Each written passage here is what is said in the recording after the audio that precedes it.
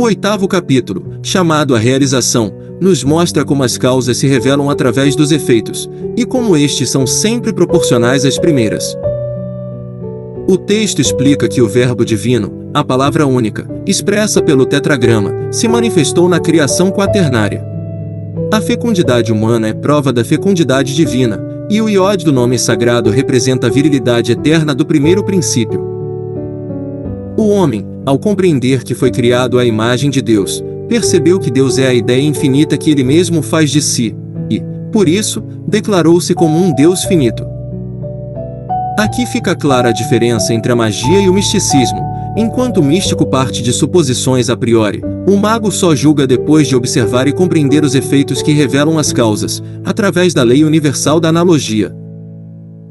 Nas ciências ocultas, nada é meramente imaginário, tudo deve se apoiar na experiência e na realização. Para o mago, um pensamento só se torna verdadeiro quando é realizado, e isso acontece em graus sucessivos, primeiro quando se transforma em palavra, depois quando se imprime na luz astral por meio de sinais ou escrita, em seguida quando influencia outros espíritos e se reflete neles, até finalmente se traduzir em atos capazes de modificar a sociedade e o mundo.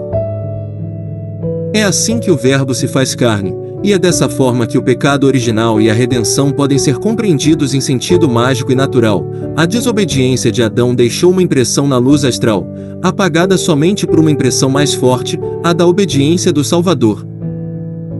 A luz astral é um conceito central deste capítulo.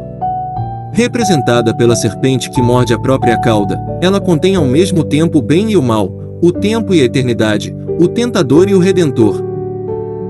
Essa luz é o veículo da vida e pode ser usada tanto como arma das forças demoníacas quanto como instrumento do Espírito Santo. Ela é a forma da luz intelectual, assim como está é a realização da luz divina. O Cristo, ciente de que a luz astral estava corrompida pelos reflexos da decadência romana, buscou conduzir seus discípulos a se afastarem dos reflexos exteriores para se concentrarem na luz interior, criando laços magnéticos de fé e graça que se opunham às correntes impuras. O capítulo ainda fala sobre o respiro magnético, que impregna lugares, objetos e pessoas, carregando-os com as impressões das nossas vontades e atos. Esse magnetismo explica tanto a atração do vício quanto a força do exemplo virtuoso, assim como a influência das relíquias, a transmissão do amor sexual por contato ou até por objetos, e também a atmosfera moral criada por almas doentes. Daí nasce o poder da magia em influenciar consciências, pois tudo o que pensamos, falamos ou fazemos se grava na luz astral e volta a nos influenciar. É por isso que nenhum ato é realmente solitário ou oculto. Paracelso descreveu esse envoltório sutil como corpo etéreo ou fantasma sideral, que se desprende da morte e pode se manifestar em aparições, atraído pela simpatia de vontades poderosas. Esse corpo astral, sujeito a forças opostas, gera tentações, graças e até conflitos de consciência. O dogma dos dois anjos que acompanham cada ser humano simboliza justamente essa luta interior. Há ainda a observação de que o corpo astral pode diferir em polaridade do corpo físico, explicando certas contradições das paixões humanas. O texto diferencia dois tipos de realização, a verdadeira, exclusiva dos magos, e a fantástica, ligada aos feiticeiros e supersticiosos. Mesmo assim, mitologias e superstições possuem força sobre a vontade humana, muitas vezes maior do que a filosofia abstrata. A religião, nesse sentido, realiza a filosofia, traduzindo-a em símbolos acessíveis ao povo. Outro ponto crucial é a responsabilidade das palavras e dos atos. Pensamentos que não se tornam palavras são perdidos, e palavras que não se confirmam em atos são inúteis, próximas da mentira. Cada palavra e cada ação, inspirada pelo amor ou pelo ódio, gera efeitos reais.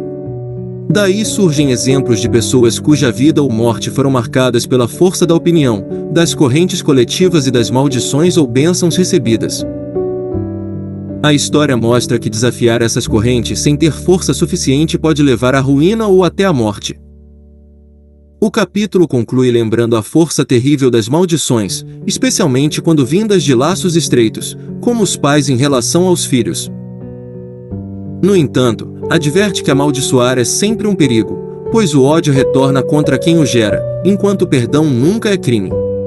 A lição final é clara: a realização, no plano mágico, é o poder de transformar pensamentos em palavras e palavras em atos, e cada um carrega consigo a responsabilidade inevitável das obras que projeta na luz astral.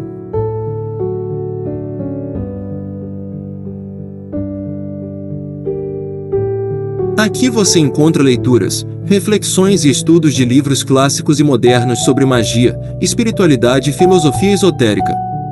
Um espaço para mergulhar nos mistérios ocultos e expandir a consciência. Inscreva-se e caminhe conosco pelos caminhos ocultos do saber.